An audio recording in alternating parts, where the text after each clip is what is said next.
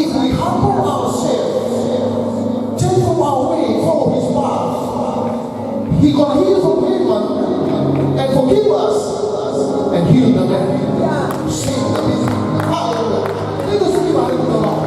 The Bible humble ourselves. This land belongs to the Lord. It's not belong to the world. It's time to possess the land.